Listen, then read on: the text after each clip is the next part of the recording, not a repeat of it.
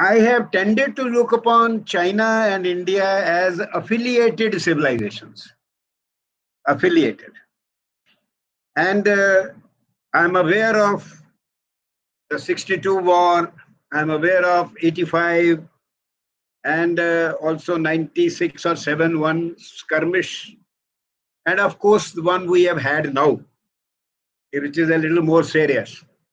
I want to suggest, sir, that China, we all know, as you have said, sir, that strong China in history has been an expansionist China. It is their tendency because the present day China is itself the result of occupation of so many lands, Mongolia and etc. Expansionist China. But in spite of that, the Chinese people, particularly, have some kind of an affinity with India. Affinity with India. They feel an affinity. And I personally am of the opinion, sir, that India and China should not be looked upon as foes, but as rivals. Rivals.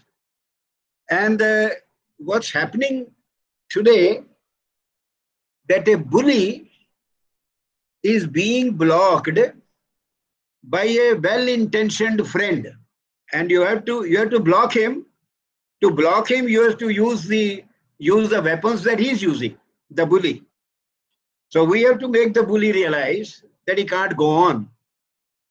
But at the same time, I will not agree with my friend Mahapatra ji that India has to think of military solution as the only solution. I will not agree with that, because everybody realizes the implications of such a thing. It's more a war game. It's a mind game, and it's a question of who will wink first.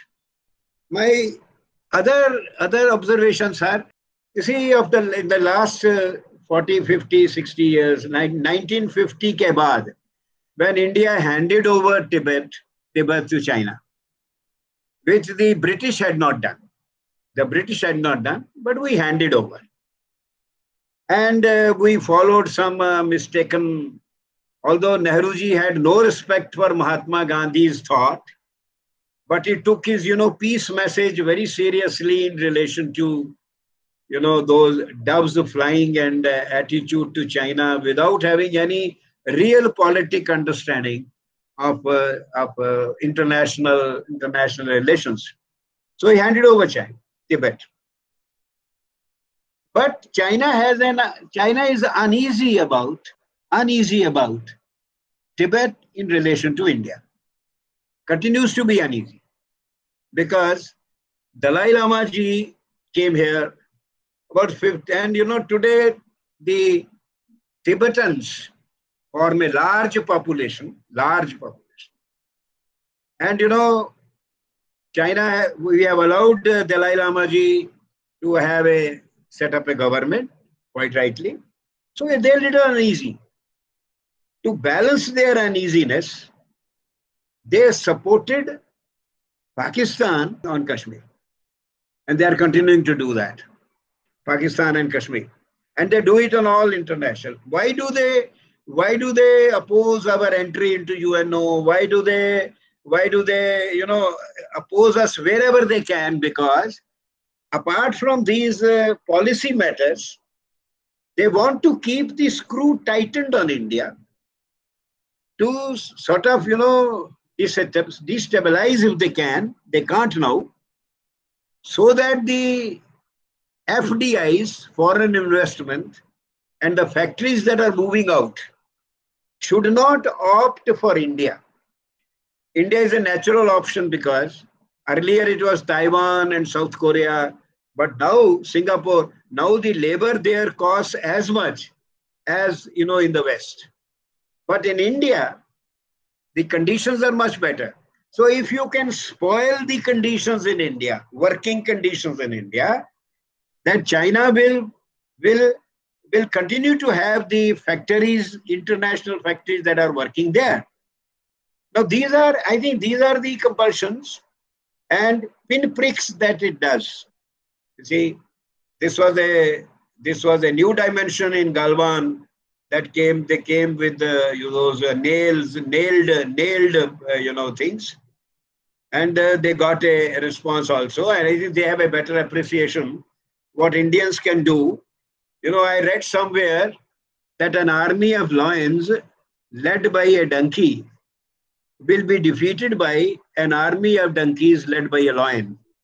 Today, India is led by a lion, and I think they have learned. They will learn their lesson. They're very wise people, and intrinsically, Chinese government knows that a war with India, the Chinese people will not accept.